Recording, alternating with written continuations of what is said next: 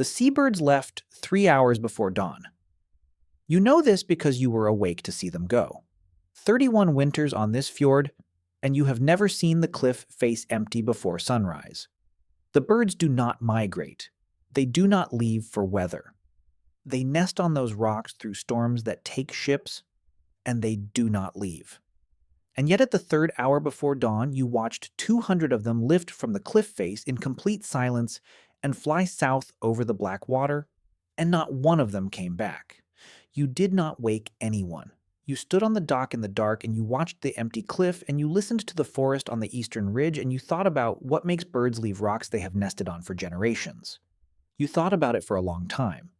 You were still thinking about it when the forest on the eastern ridge started making sounds that the forest on the eastern ridge has never made before. Not wind, not elk, not anything you have a word for. A weight moving through timber. The specific percussion of full-grown pine trees, trees that take two men to encircle with their arms, being pushed aside. Not snapping, not falling, being displaced, the way water displaces when you push something large through it, the forest moving around something that does not acknowledge the forest as an obstacle. You run back to the village and you wake Bjorn first. Bjorn has been jarl of this settlement for 19 years. He was at Lindisfarne. He raided the Frankish coast 4 times. He has 17 kills confirmed in single combat and a scar that runs from his left ear to his collarbone from a battle axe that should have taken his head off and did not. When you tell him what you heard and what you saw on the cliff face, he does not ask questions. He pulls on his mail and picks up his axe and says, "Wake everyone and arm everyone who can hold a weapon." You wake 43 people in 4 minutes. By the time the eastern tree line breaks, all 11 warriors are in position at the north edge of the village. The women and children are in the stone storage building at the south end, the only structure in the settlement with walls thick enough to matter. Gunnar the shipwright, who lost 2 fingers and has not fought in 10 years. Why is standing with a boat hook at the edge of the longhouse because Gunnar does not go inside when there is a fight coming. You have always respected that about him. The tree line breaks. The pine trees at the edge of the ridge move first, not falling. Being pushed, the tops swaying violently as something passes through the base of the tree line, then the first one comes down, not snapping but pulled, roots and all, tilting slowly and then accelerating into the underbrush. Then another. Then the thing that is pushing them steps out of the forest into the gray pre-dawn light on the ridge above the village, and every warrior in the line goes completely still. Your mind does something you have never experienced before. It stops. Not fear. You have been afraid before. In shield walls, in night raids, in the moment before a charge when you are close enough to see the faces of the men who are about to try to kill you. This is not fear. This is your mind encountering something outside every category it has ever built and simply stopping. Refusing to proceed until it can find a framework that fits what your eyes are sending it. The framework does not come. What comes instead is detail.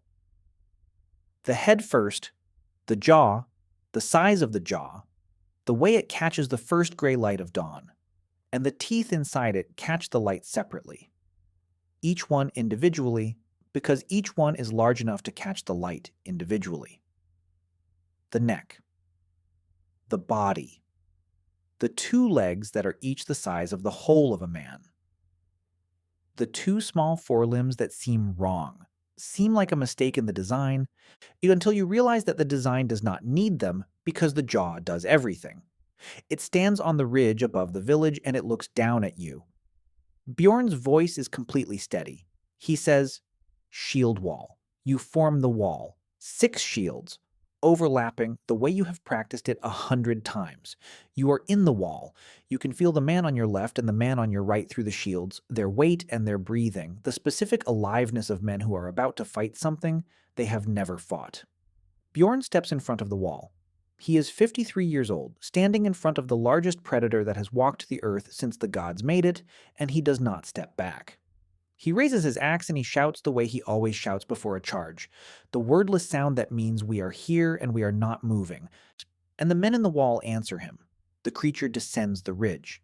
It does not charge, it walks, the specific deliberate walk of an animal that has never needed to hurry. and the ground under your feet shudders with each step. The dock planks 60 meters behind you, groaning in sympathy with the impacts. It is 300 meters away, then 200.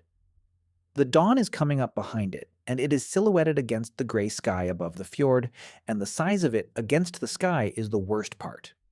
Not the teeth, not the sound, the size against the sky. Bjorn charges. 53 years old, 19 years a jarl, 17 kills, and he covers the ground between the shield wall and the creature at a dead sprint and drives his axe into the side of its right leg with both hands and everything he has. The axe is good iron. Bjorn is the strongest man in this settlement, and one of the strongest men you have ever seen. The creature looks down at him. It registers him the way you register a fly that has landed on your arm. An inconvenience. Something noted, and not yet addressed. It takes one more step, and the step catches Bjorn across the chest, and he goes sideways into the dirt 30 feet from where he was standing, and he does not get up. You charge. The shield wall breaks and becomes 11 separate warriors, and you run toward the largest animal you have ever seen, and you think nothing at all. There is a word for this in the old tongue. The state warriors enter when thought stops, and the body runs on something older than thought. You are in it. You have been in it before in raids, and it has kept you alive. It may not keep you alive today. You run anyway. Eric reaches it first. Eric is 24 years old and the fastest man in the settlement, and he drives a spear into the side of its left leg, and the spear goes in deep, good ashwood spear and a clean thrust, and the creature swings its head down and takes Eric and the spear and 3 feet of the ground Eric was standing on, and Eric does not scream. There is no time to scream. You hear the sound, and you do not look. You reach the leg. You hit it with your axe. The axe bites. The hide is thick, but it is hide, not stone. And the blade finds purchase, and you hit it again, and blood comes, dark and fast. And for one moment you think this is possible. This is a wound. This animal bleeds.